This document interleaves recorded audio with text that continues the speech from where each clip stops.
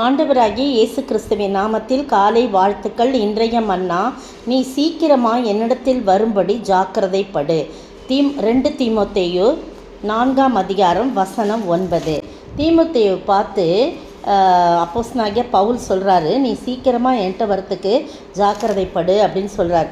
ஜாக்கிரதையாக என்கிட்ட வா சீக்கிரமா அப்படின்றார். ஏன்னா, நான் இப்போதே பானபலியாக வார்க்கப்பட்டு போகிறேன், என் தேகத்தை விட்டு பிரியும் காலம் வந்தது, நல்ல போராட்டத்தை போராடினேன், ஓட்டத்தை முடித்தேன், விசுவாசத்தை காத்து கொண்டேன், இது முதல் நீதியின் கிரீடம் எனக்காக வைக்கப்பட்டிருக்கிறது, நீதியுள்ள நியாயாதிபதியாக கர்த்தர் நாளிலே அதை எனக்கு தந்தருள்வார், எனக்கு மாத்திரமல்ல அவர் பிரசன்னமாகுதலை விரும்பும் யாவருக்கும் அதை தந்தருள்வார் அப்படின்னு சொல்லிட்டு, நீ சீக்கிரமாக என்னிடத்தில் வரும்படி ஜாக்கிரதைப்படு அப்படின்னு சொல்கிறார். பவுல் அளவுக்கு நம்ம 8ஆம் வசனத்தில் பார்த்திங்கன்னா, பவுல் அளவுக்கு நம்மளால் தேவனுக்கென்று உழைக்க முடியாவிட்டாலும் கிறிஸ்துவின் வருகையை எதிர்பார்த்து ஆயத்தத்தோடு நம்ம காத்திருக்கணும். நமக்கும் நீதியின் கிரீடம் கிடைக்கும்ன்றதில் நம்மளால் ஆன வரைக்கும் பிரயாசப்பட்டு ஆண்டவருக்காக நம்ம உழைக்கணும், உண்மையாக இருக்கணும் அப்படின்றதில் நம்ம இந்த கருத்தை வச்சு நம்ம இந்த வசனம் நமக்கு போதிக்கிறத நம்ம பார்க்குறோம். நம்ம ஆண்டவருடைய வருகைக்கு ஆயத்தமாக காத்திருக்கணும். நம்முடைய மரணத்தை குறித்து ஒரு நல்ல நம்பிக்கை நமக்கு இருக்கணும்னா, நல்ல போராட்டத்தை போராடணும். இந்த உலகத்தில் இருக்கிற வரைக்கும் கர்த்தருக்கு மகிமையுள்ள சாட்சியாக இருந்து விசுவாசத்தில் நாம் நிலை கொண்டிருந்து நீதியின் கிரீடம் நமக்கும் ஆண்டவர் கொடுப்பான்ற ஒரு விசுவாசத்தோடு நம்ம இந்த ஓட்டத்தை நம்ம முடிக்கணும் அப்படின்றத இதிலேருந்து நம்ம தெரிஞ்சுக்கலாம். அதனால தான் எனக்கு பிறகு நீ தொடர்ந்து செய்யணும் இந்த ஊழியத்தை, அதனால் நீ சீக்கிரமாக என்கிட்ட வர்றதுக்கு ஜாக்கிரதைப்படு.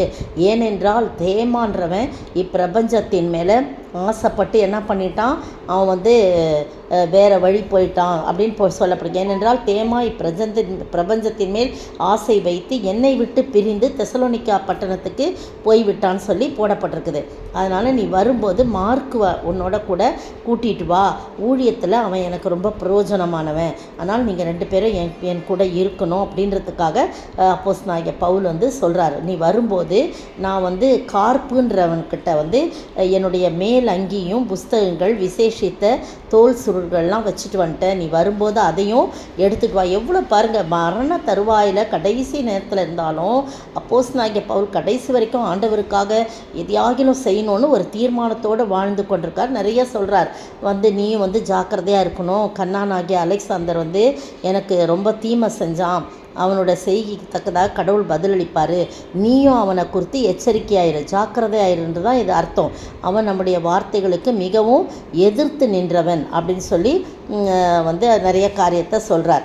நீங்களும் நானும் ஆண்டவருடைய சமூகத்தில் ஆண்டவருடைய பிள்ளைகள் நமக்கு சொல்கிற புத்திமதிகளை கேட்டு, ஆண்டவருடைய வார்த்தைகள் நமக்கு சொல்கிறத கேட்டு அதன்படி நடக்க நாம் ஜாக்கிரதையாக இருக்க வேண்டும். நமக்கு விரோதமாக எழும்பீர்களை குறித்து நாம் ஜாக்கிரதையாக இருக்க வேண்டும்.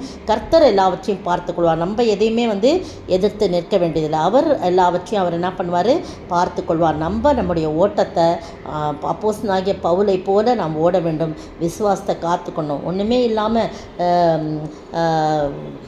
தவறான இடத்துக்கு ஓடி தவறான காரியங்களை செய்து கொண்டு அப்படிலாம் இருப்பாங்க. ஆனால் அவங்களோட கல்லறையில் என்ன இருக்கும், நல்ல போராட்டத்தை போராடினேன், ஓட்டத்தை முடித்தேன் என்று சொல்லி விசுவாசத்தை காத்துக்கணும். அப்படி நமக்கு பேரில் கல்லறையில் பேர் மட்டும் வசனம் மட்டும் இல்லாமல் நம்முடைய வாழ்க்கையில் வாழ்ந்து காட்டுறவர்களாக நீயோ எல்லாவற்றிலும் மன தெளிவுள்ளவனாக இரு, தீங்கு அனுபவி, சுவிசேஷகனுடைய வேலையை செய், உன் ஊழியத்தை நிறைவேற்றுன்னு அந்த 5ஆம் வசனத்தில் சொல்கிறார். அதுபோல் நம்முடைய வாழ்க்கையில் அப்போஸ்தலனாகிய பவுல் சொன்னது போல் நான் மன தெளிவுள்ளவனாக இருந்து ஆண்டவருக்காக சில பாடுகளை படுவதற்கும் நாம் ஆயத்தமாக இருந்து ஆண்டவருடைய ஊழியத்தை, சுவிசேஷ ஊழியத்தை உண்மையோடு நாம் செய்யும்போது கர்த்தர் நிச்சயமாக அதில் நம்ம ஜாக்கிரதையோடு இருக்கணும்.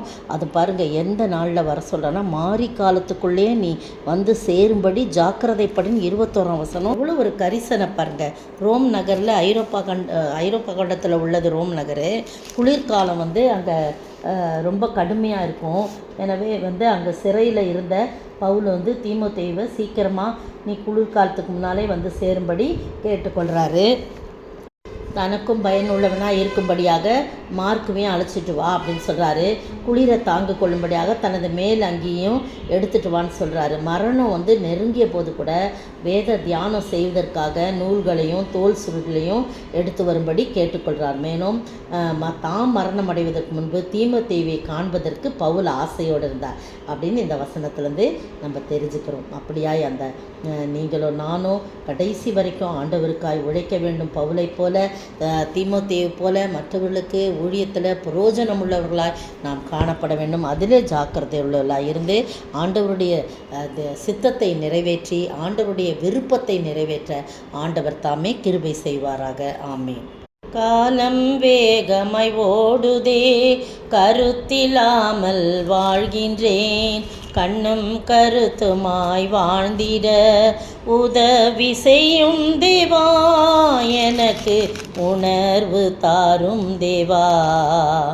உதவி செய்யும் தேவா, எனக்கு உணர்வு தாரும் தேவா. காலம் வேகமாய் ஓடுதே, கல்வாரி காட்சி கண்டேன், அந்த காயங்கள் என்னால் என்பேன். அன்பின் ஆழம் கண்டேன், அந்த அன்புக்கு அடிமை என்பேன். அன்பின் ஆழம் கண்டேன், அந்த அன்புக்கு அடிமை என்பேன். காலம் வேகமாய் ஓடுதே. ஸ்தோத்திரிக்கிற ஆண்டவரே, துதிக்கிற ராஜா, காலம் வேகமாய் ஓடிக்கொண்டிருக்கிறது. இந்த ஓட்டத்திலே ஆண்டவரே, இந்த வாழ்க்கையின் ஓட்டத்திலே நல்ல போராட்டத்தை போராடவும், கிறிஸ்துவுக்காக கர்த்தாவே நாங்கள் தீங்கு அனுபவிக்கவும், எங்களை ஒப்புக் கொடுக்கவும், சுவிசேஷ ஊழியத்தை நாங்கள் செய்வோம், உண்மையாய் நாங்கள் காணப்படவும் ஆண்டவரே நீங்கள் தான் உதவி செய்ய வேண்டுமாய் ஜெபிக்கிறோம். கர்த்தாவே உம்மை ஸ்தோத்திரிக்கிறோம். துதிக்கிற ராஜா, அப்போஸ்தலனாகிய பவுலோடு சேர்ந்து தீமோத்தேயு இணைந்து கர்த்தாவே பிரயோஜனம் உள்ளவனாய் ஊழியம் செய்தது போல நாங்களும் கூட கர்த்தாவே நாங்கள் உமக்காய் கர்த்தாவே உம்மோடு இணைந்து உம்முடைய சுவிசேஷத்தை அறிவிக்கிற பிள்ளைகளாய் காணப்பட, பிரயோஜனமாய் இருக்க, ஜாக்கிரதையோடு காணப்பட நீர் உதவி செய்ய வேண்டுமாய் ஜெபிக்கிறோம். எல்லாவற்றையும் நேச கரத்தில் படுக்கிறோம். இயேசுவின் நாமத்தில் ஜெபிக்கிறேன் பிதாவே, ஆமென். நேற்றைய பதில், கிறிஸ்து எனக்கு ஜீவன், சாவு எனக்கு ஆதாயம். பிலிப்பியர் 1:21. இன்றைய கேள்வி, எது அதிக நன்மையாக இருக்கும் என்று அப்போஸ்தலனாகிய பவுல் சொல்கிறார்? எது அதிக நன்மையாய் இருக்கும் என்று அப்போஸ்தலனாகிய பவுல் சொல்கிறார்?